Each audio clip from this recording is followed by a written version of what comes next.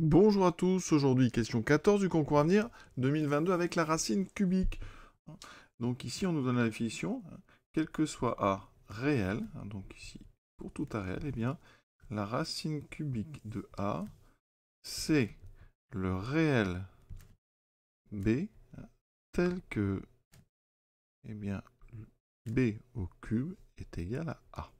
D'accord? Eh bien ici on va donc chercher, on cherche donc à résoudre une équation. On veut que la racine cubique soit égale au nombre. Donc on cherche à résoudre racine cubique de x égale x. D'accord? Eh bien, on va mettre ça au cube. Racine cubique de x égale x. Eh bien, si on met au cube, donc ça veut dire que x est égal à x cube. Donc on va résoudre x égale x cube et on vérifiera que les solutions correspondent bien à notre problème.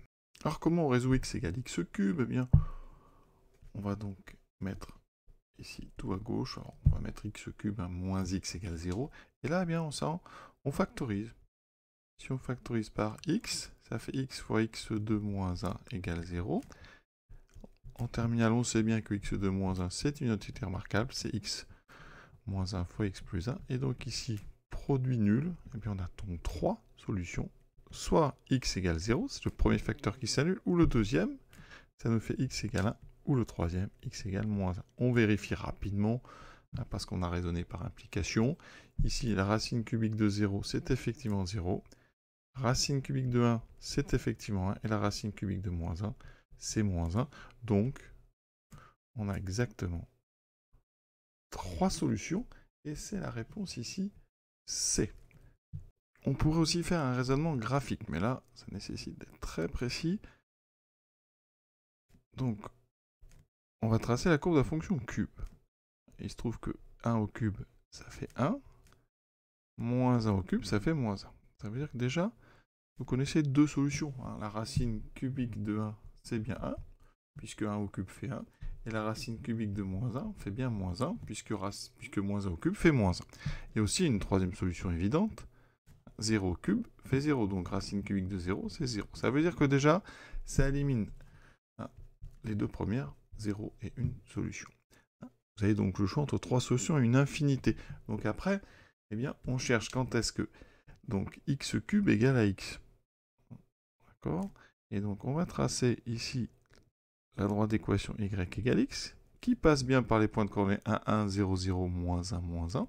Et on va tracer la courbe de la fonction cube. Alors il faut savoir qu'ici, on arrive par-dessous comme ceci. On passe par moins 1, moins 1. D'accord? Ici, on va avoir une tangente horizontale. Donc on trace la courbe du cube. Et il y a une tangente horizontale en 0. Donc on est comme ceci. Et après, on est sur une courbe comme ceci. Donc on a trois solutions. Alors, c'est un raisonnement qui nécessite quand même de bien connaître la courbe de la fonction cube. Alors on utilise la fonction cube parce que la fonction racine cubique, c'est tout simplement sa réciproque. Donc si vous voulez trouver une racine cubique, vous pouvez la trouver en regardant la courbe du cube. Si je veux la racine cubique, par exemple, de 27, alors là, j'aurais pas la place. Si je veux, par exemple, la racine cubique de 2, je me mets ici en 2. Et là, en allant lire ici, eh bien, vous aurez la racine cubique de 2 en abscisse. D'accord? Donc les deux fonctions, en fait, fonctionnent ensemble. On appelle ça des fonctions réciproques l'une de l'autre. Voilà. Quand y égale x au cube, eh bien, ça veut dire que racine cubique de y est égale à x. D'accord? Donc c'est vraiment deux fonctions qui ne peuvent pas être dissociées l'une et l'autre. Je répète le mot, on appelle ça des fonctions réciproques. Voilà. Comme l'exponentielle et le logarithme sont réciproques. Alors, il faut faire attention au domaine. Ici, on est sur R. Les deux fonctions cube et racine cubique sont définies pour tous les nombres. Vous voyez, il y a des racines cubiques de moins 8. Il n'y a pas de problème pour les nombres négatifs. Voilà, exercice terminé. Je vous souhaite une bonne fin de journée. À bientôt.